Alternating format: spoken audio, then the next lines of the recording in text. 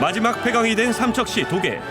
사라져가는 변방도시에 문화의 꽃을 피우기 위해 노력 중인 오칠공예가 이종원 작가를 만나봅니다.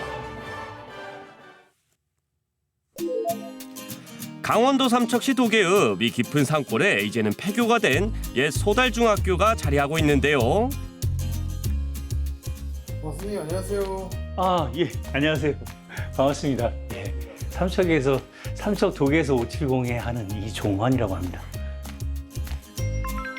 방치된 폐교를 다시 살아 숨쉬는 예술의 공간으로 변신시킨 오늘의 주인공입니다. 폐교 후 비어있던 학교를 3년 전부터 작업실 겸 전시실로 이용하고 있다는데요. 천연 원료인 오칠을 통해 도계에 새로운 바람을 일으키고 있습니다. 어떤 작업을 하시는 걸까요? 이 단장이라고 하는 이름이 명칭의 어떤 기물인데 사실은 미쳐진 우리 문화 중에 하나입니다. 잘라서 나무가 이런 형태인데 이렇게 된 나무가 많지 않아요. 한 10그루 보면 한두 개나 나올까 말까. 잔가지들을 보고 잘라가지고 나름 그 설치 작업을 하려고 이걸 이제 여러 개를 만들어서 제작을 했었죠. 오칠 특유의 깊고 진한 빛깔과 강렬한 느낌을 자아내는 이 오칠 달 항아리 굉장히 인상적이죠. 오칠을 재해석한 하나의 예술 장르로 이종원 작가를 대표하는 작품이기도 합니다. 지금 이 작업은 이제 칠 마지막 단계에 칠을 하고 있는 상칠이라고 하는 방법인 상칠이라고 하는 용어인데 이 도장법은 조금 특이해요. 왜냐하면 검정칠을 하거나 그냥 간장색을 칠하거나 이러면 나무색이 드러나거나 그냥 검게 보이거나 이런 건데 얘는 주칠을 먼저 합니다. 붉은색을 칠을 하고 나서 그걸 연마를 하고 마지막에 간장색을 발라줘요. 지금 보시는 바와 같이 와인색처럼 아주 색이 다른 색이 되는 거죠. 그러니까 밑에서 숨어있는 붉은색이 간장색과 겹쳐지면서 자연스럽게 어떤 그 짙은 와인색으로 변해가는 그런 방법입니다. 이종원 작가의 오칠 외길 인생은 대학 시절부터 시작합니다. 불교 미술을 전공한 화가로 전통 채색화에 깊은 관심을 가졌다고 하는데요. 중국 유학 시절 고구려 벽화를 연구하던 중 벽화로 만난 오칠에 한눈에 사로잡혔다고 합니다. 달 항아리 하면 은은한 흰색이 먼저 떠오르시죠? 포근하고 넉넉한 감성의 달 항아리에 오칠을 입혀 색다른 작품을 만들어 다양한 전시를 이어가고 있습니다. 달 항아리의 조형이 되게 재미있는 게 뭐냐면 하나를 한 번에 이렇게 조형을 만들지 못하고 두 개를 나눕니다. 반 만들고 반을 만들어서 붙입니다. 그러면 그 이음매에 의해서 선들이 도자기의 그 달 항아리의 형태가 달라짐으로 해가지고 오는 동양적인 아름다움, 한국적인 아름다움이 있다고 그래서 아주 그 많은 그 소장가들한테 사랑을 많이 받는 기물 중에 하나죠. 저는 여기다가 제 그 오칠을 한번 좀 다랑을 좀 내 나름대로 다랑아리 만들고 오칠로서 색을 좀 입혀보고 싶다는 생각을 좀 하게 됐어요. 기존 백자 달 항아리의 우아한 매력에 수십 번을 겹겹이 쌓아올린 오칠. 특유의 빛깔과 광택까지 더해져 강렬하고 즐거움을 주는데요. 이 특별한 작업을 어째서 연고도 없는 도계에서 하게 된 걸까요? 제가 여기 소개받아가지고 도계라는 데가 있는데 거기 가보지 않겠냐라고 제 제자분 한 분이 소개를 해주셔가지고 태백산을 넘어서 통리로 넘어왔죠. 그 통리제를 타고 넘어와서 흥전에 딱 이르렀는데 피부에 닿는 게 달라. 오칠은 수분이 되게 중요하거든요. 이 수분에 의해서 결정적인 온도도 중요하지만 그래서 이 50천이 흐르는 이 그 개천 따라 내려오다 보니까 너무너무 좋았어요. 삼척까지 내려가는데 줄곧 옷에 대한 어떤 작업을 하기 아주 좋은 지역이라는 것을 알게 됐고 그래서 이 도계를 오게 됐습니다. 이종원 작가가 중국 유학 시절 당시 직접 보았던 고구려 고분벽화 5회분인데요. 한국인의 강인함과 끈끈함이 느껴지는 벽화를 보고 오칠에 몰입하기 시작했다고 합니다.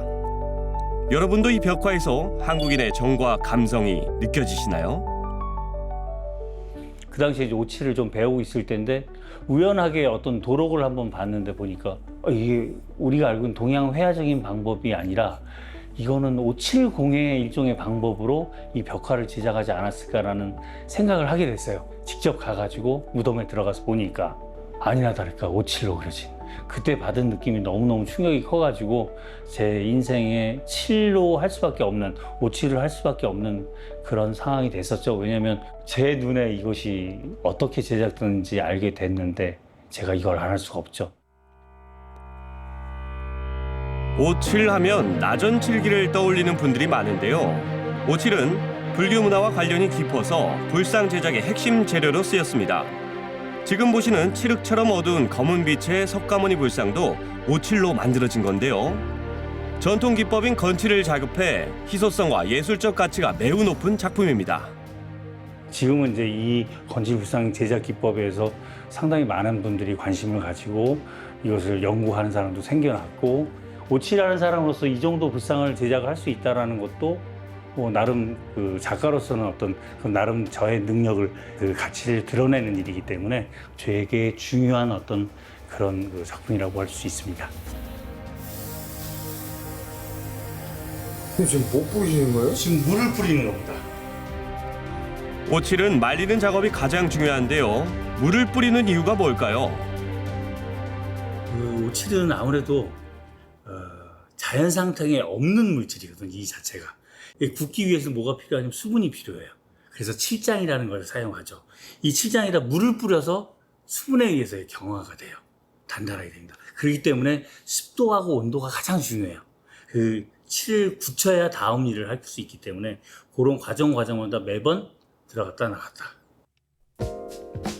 최근에는 오칠공예 전문가를 양성하기 위한 교육에도 힘을 쓰고 있습니다. 다양한 분야에서 활동하던 이들이 오칠을 배우기 위해 도계를 찾는다고 하는데요. 박희정 작가도 서양 화가로 활동하며 오칠을 더한 정물화를 선보이고 있습니다. 마무리할 때 이 이천방, 그러니까 이 사포는 되게 사포가 중요해요. 오칠은 사포를 피해갈 수가 없어요. 그래서 예를 들어 이런 것들이죠. 여기 검게 나온 것들. 많이 갈아서 나간 거지만 일부러 이렇게 표현하기도 해요. 근데 어떤 거는 의도가 아닌 경우가 있어요. 목판에 오칠을 겹겹이 쌓은 다음 그 위에 그린 정물화 작품. 여기에 다시 한번 오칠로 색을 입혔는데요. 서양화와 오칠의 만남. 여러분이 보시기엔 어떤가요?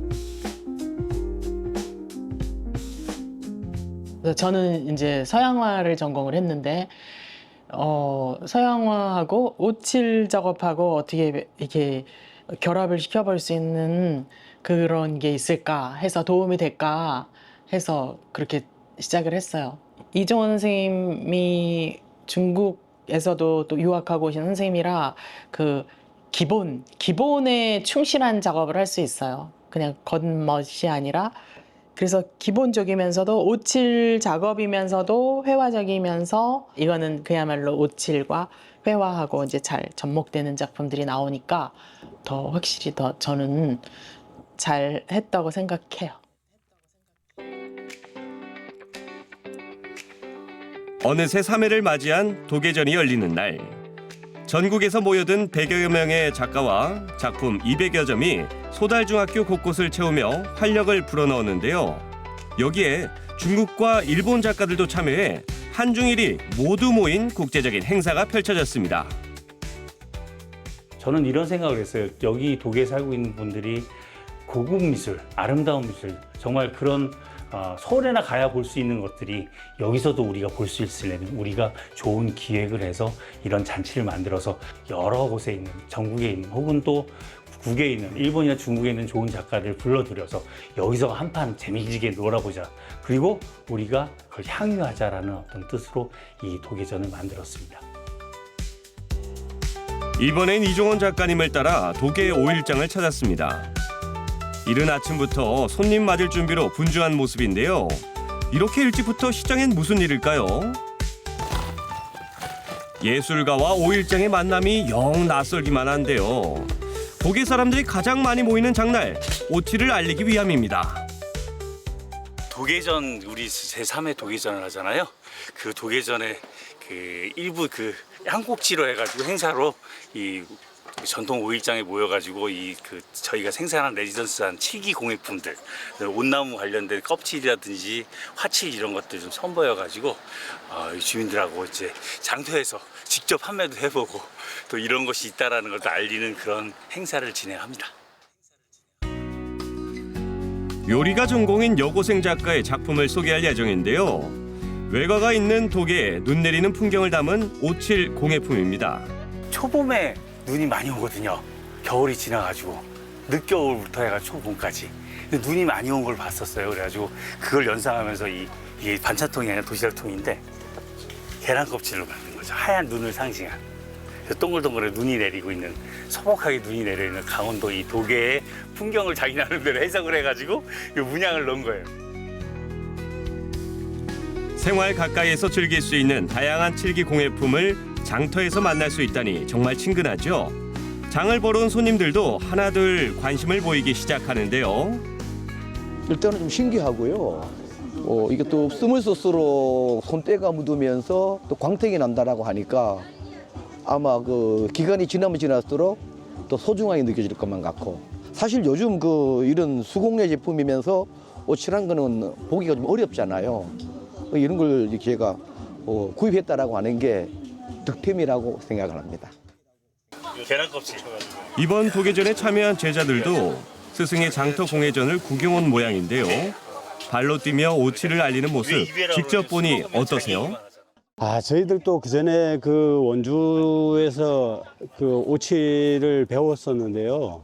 우리 이종호 선생님 같은 경우는 오칠을 하면서 오칠로 작품을 활동을 하시는 과정이라서 우리도 그런데 참여하면서 이종호 선생님 통해서 좀 더 한 단계 업그레이드 됐다고 할 수 있을까요? 그렇게 하면서 오칠을 또 공부하고 있습니다.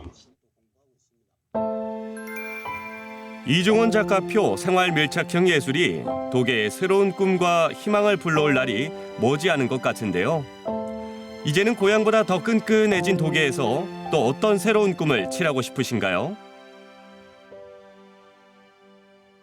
이 삼척, 이 도계, 이 지역의 아름다운 풍경들, 그리고 이 속에 살고 있는 사람들의 모습들을 제 공예품 혹은 제 회화 작품, 예술품에 녹여내서 이종훈이가 이 지역에서 이 지역의 아름다움을 드러내는 일을 하고 싶고, 개인적으로는 또 한 가지는 이 지역의 많은 예술가들이, 나만 좋으면 뭐 하겠어요? 많은 친구들이 우리 도계전 하는 것처럼 우리의 얘기를 하고 작품을 통해서 이 사회를 더 아름답게 하고, 그리고 그게 꿈이죠, 사실은. 그래서 더 풍성해지고 더 아름다워지고 또 마음이 따뜻해져서 돌아가셔서 또 삶을 또 더 아름답게 영위하시길 바라는 마음이죠. 네. 대광도시는 이제 예술이란 새 옷을 입고 또 다른 날개짓을 시작합니다. 짙고 깊은 오칠처럼 끈적하고 변함없는 열정으로 도계에서 더 아름다운 꿈을 펼치시길 바랄게요.